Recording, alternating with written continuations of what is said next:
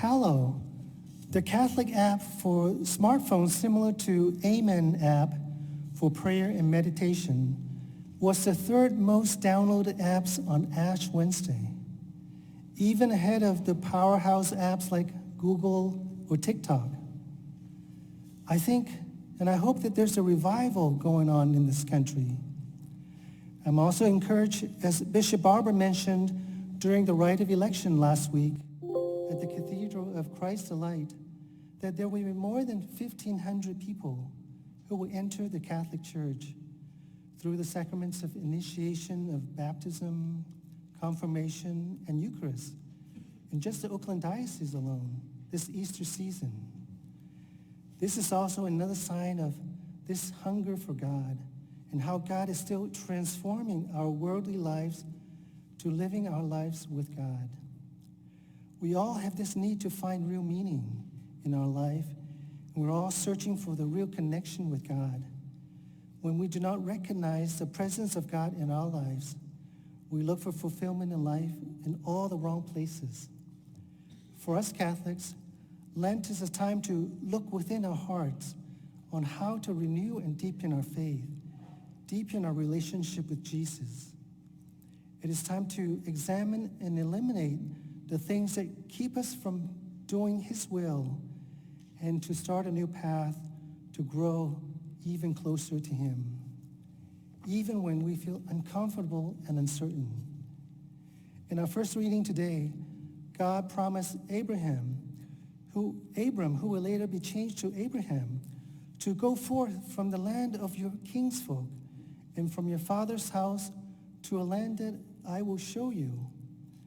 Basically, God is telling Abraham to leave everything that he has and to go to a foreign land and to trust God completely, for God has a great plan for him. Abraham went as the Lord directed.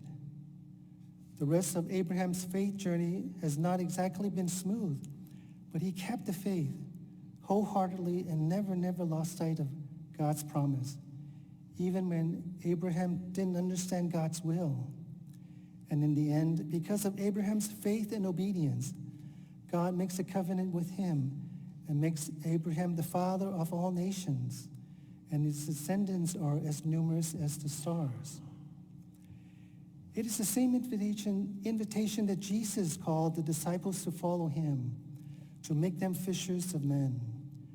The disciples, just like Abraham, responded by dropping everything they had, what they were doing, and followed Christ. They were flawed human beings just like all of us, but in the end, they embraced the cross and like Christ, gave up their lives for the sake of the gospel.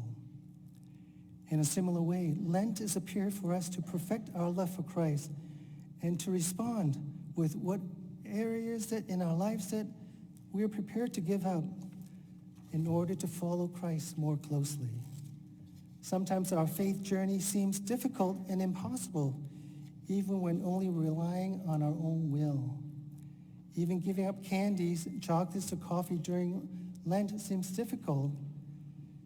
We must realize that it is neither our will nor our power that sustains us throughout our faith journey. It is in surrendering our will and accepting that the strength comes from God that we're given the grace through Christ to persevere and to bear our share of hardship for the gospel, even for one day or for 1 minute.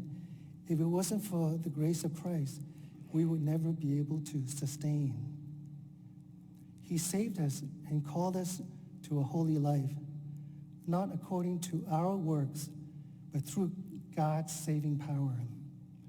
During this Lenten season, God calls us for conversion of the heart and to grow in holiness through prayer, fasting, and almsgiving. As a matter of fact, Jesus tells us that some worldly attachments can only be overcome by prayer and fasting. What is more important, however, Jesus teaches us that our motivation for prayer, fasting, and almsgiving has to come from the desire to grow in holiness.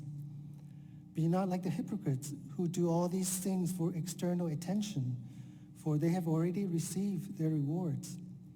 Our end result of prayer, fasting, and almsgiving should bring us closer to Christ and to embrace the suffering that Jesus called all of us and the disciples to endure. In order to accomplish this, we must always embrace the cross and focus on the resurrection. In today's gospel reading, Jesus reveals to us who Jesus really is and why he came into the world. Jesus led the apostles Peter, John, and James onto a high mountaintop, which always signifies that something important will happen. Jesus is transfigured in front of them. His face shone like the sun, and his clothes became white as light. This is my beloved Son, with whom I'm well pleased. Listen to him. This is the second time that we hear those words. The other time was when Jesus was baptized in the Jordan River. God cannot make it more clear that Jesus is God.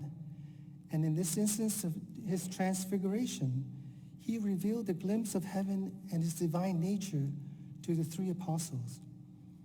Jesus is fully human except for sin, and he's fully divine. Jesus is with Moses representing the law, and Elijah representing the prophets, and is depicted as the one not to abolish, but to fulfill the law of the Old Testament.